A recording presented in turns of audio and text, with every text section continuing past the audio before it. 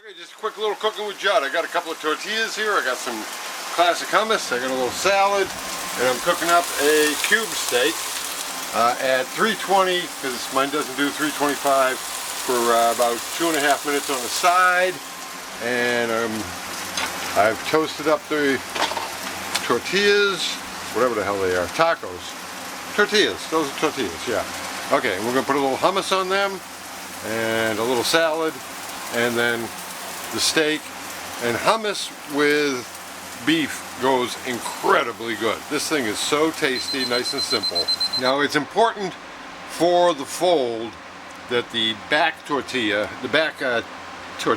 is on top of the front tortilla, because the steak is going to lay in here and then you fold this up over it.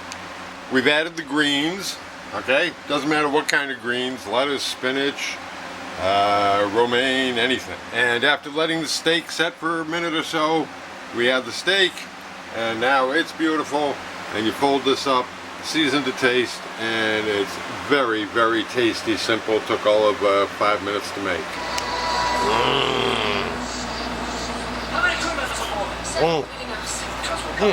Yum, yum, yum, yum, yum. Happy day, yeah.